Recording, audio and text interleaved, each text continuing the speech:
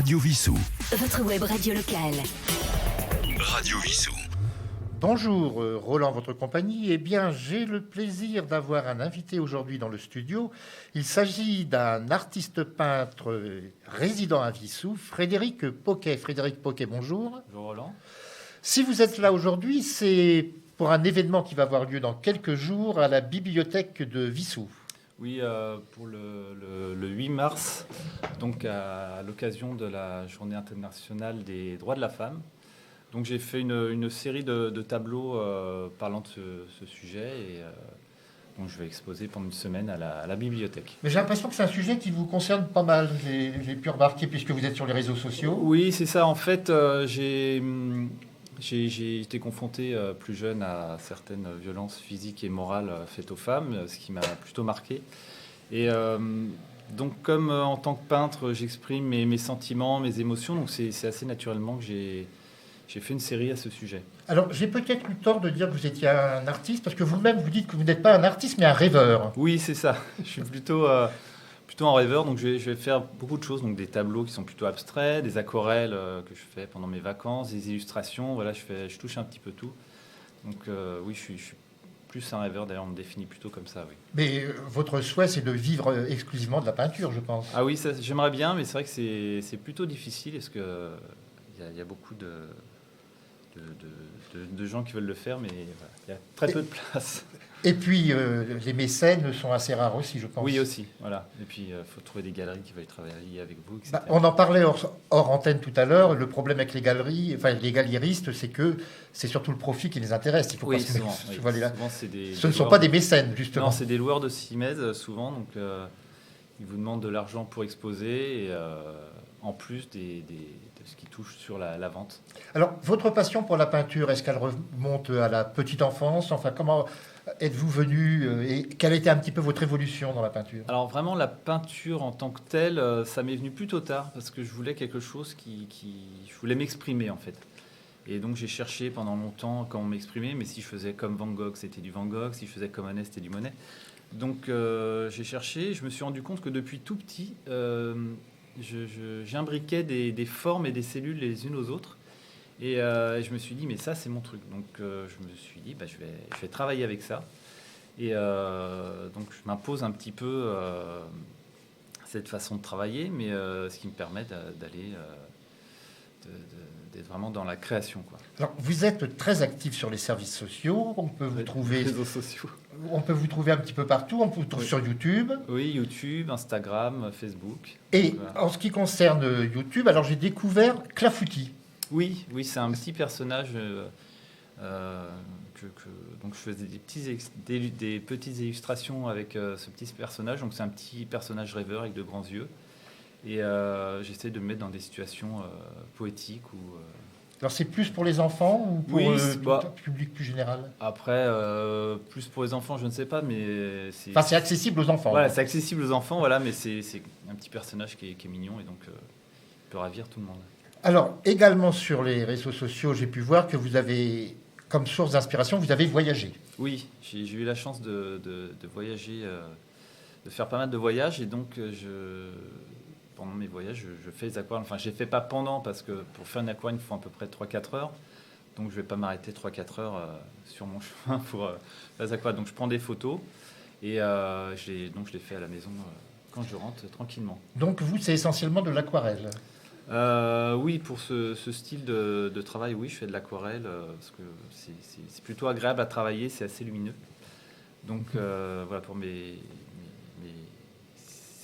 aquarelles de voyage, en tout cas, c'est ce que je fais. Alors, dans vos voyages, il y a eu l'île de la Réunion, par exemple? Oui, il y a eu la Réunion, il y a eu le Vietnam, les États-Unis, l'Italie, le Tibet aussi, l'Islande. Et j'essaye de faire des aquarelles qui sont moins touristiques qu'artistiques, en fait. Donc, je cherche forcément des points de vue qui n'ont peut-être pas forcément rapport avec le voyage. Par exemple, à Venise, j'ai fait quelques gondoles, mais surtout, j'ai fait aussi des mendiants qui étaient dans les rues. Et j'essaye de mettre aussi en avant ma façon de voir les choses et pas faire que du beau. Alors, vous nous avez apporté 2 toiles, Oui. si on peut, 3 toiles même, Oui. si on peut les montrer Alors. à l'écran, puisque Ok. aujourd'hui c'est une émission qui est filmée, ce qui est quand même Oui. une chance. Donc, ce qui est plutôt difficile à la radio. Donc, Oui. voilà, je ne sais pas si on le voit. Donc, ça, c'est un Attendez, des tableaux. Voilà, Attendez, on va s'en sortir. là on voit à peu près. Voilà, donc en fait, c'est un des tableaux de ma série sur la condition féminine. Donc, il y a 7 tableaux. Celui-là, il part de la violence conjugale.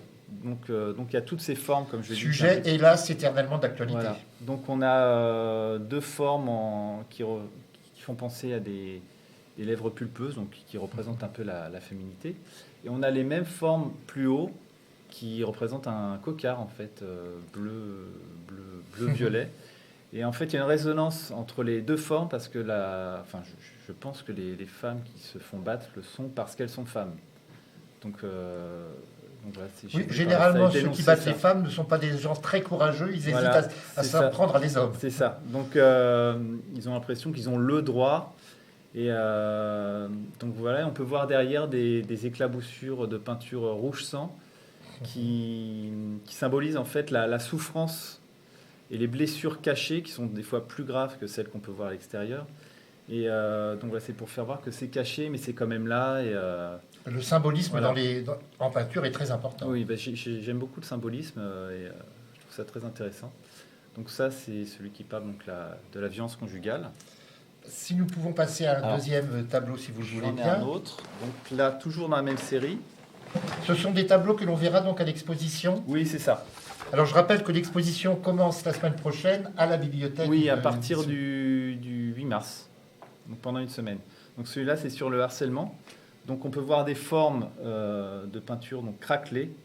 Ça, c'est pour exprimer la perte de confiance qu'on peut avoir, d'estime de soi, la violence psychologique aussi qu'on peut avoir. Donc on se craquait, quoi. Et donc on peut aussi voir derrière les mêmes éclaboussures de peinture rouge qui expriment toujours pareil les souffrances intérieures qu'on ne voit pas forcément et qui sont cachées.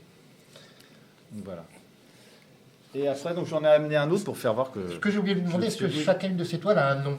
Est-ce qu'il y a Oui, un oui. titre Bah, celle-là, c'est harcèlement et la première, c'était violence conjugale. Très bien. Voilà. Et la troisième, donc? Alors la troisième, elle s'appelle Profondeur bleue. Alors, en fait, Très bien. donc on voit des cellules au premier abord bleu foncé, assez grosses. Derrière, on a des plus claires, plus petites, et encore derrière, encore plus petites et plus foncées. En fait, c'est pour mettre en avant le fait qu'il ne faut pas juger les choses ou les personnes au premier abord. Il faut creuser pour connaître. Parce que je pense que quand on ne comprend pas quelque chose, en général, on a peur, et la peur amène vite à la haine. Donc c'est pour ça que je pense qu'il faut vraiment connaître les choses avant de juger. Et voilà ce que j'ai voulu mettre en avant dans ce tableau. Très bien.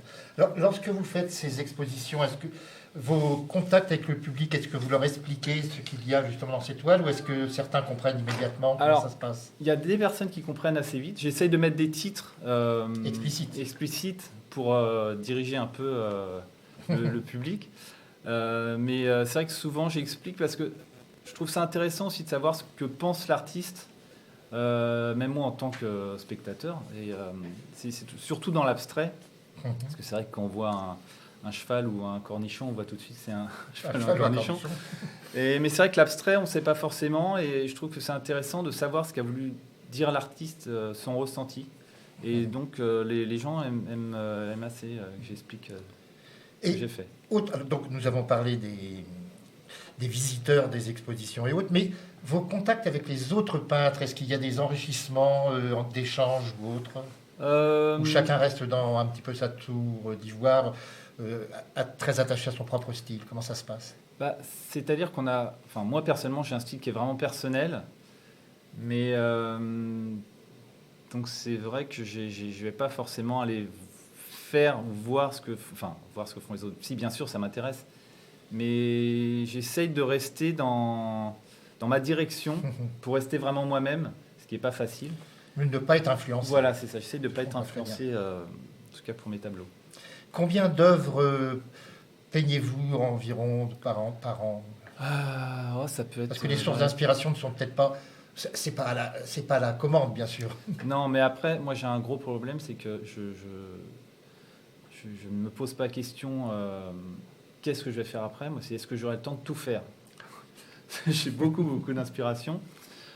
J'ai des dizaines de tableaux en attente, des projets en tout cas. Et donc, j'ai pas de problème de ce côté-là et je peux en faire beaucoup. Je peux en faire plusieurs par mois, mais j'ai des problèmes de place. Donc, je réduis. Quand j'en vends, j'en fais un peu plus, mais voilà, je réduis un petit peu le débit. Alors, il serait intéressant de rappeler les réseaux où on peut voir vos tableaux et vous voir vous également, bien évidemment. Alors, donc, sur... Alors déjà, il faut rappeler votre nom. Oui. Frédéric Poquet, Ouais. P-O-Q-U-E-T, voilà, comme un paquet avec un O. avec un O. Donc, C'est ça. sur Facebook, c'est très facile à trouver. Ouais, alors, j'en ai pas mal. Donc, Oui, j'ai vu que vous aviez plusieurs réseaux sur Facebook, c'est effectivement. sur Instagram aussi. En fait, j'ai dissocié un petit peu pour que les gens y voient plus clair. Donc, on peut me trouver sur Poquet Art, donc art comme l'art, donc sur YouTube, Instagram et Facebook. Donc là, c'est tout ce qui est, c'est tous mes tableaux. Poquet Illustration, pareil sur Facebook et Instagram pour mes illustrations et Poquet Aquarelle pour pareil Instagram et Facebook pour mes aquarelles. Et dans quelques jours, sur YouTube, on pourra trouver l'entretien d'aujourd'hui également. Bien, Frédéric Poquet, je vous remercie. Je rappelle que vous, à partir de la semaine prochaine, du 8, Oui. vous exposez à la bibliothèque de Vissou. Et le 16 à Saint-Exupéry avec l'exposition. Très important annuelle. également. Merci encore à vous d'être venu Je ce vous matin. remercie. Radio Vissou. Votre web radio locale.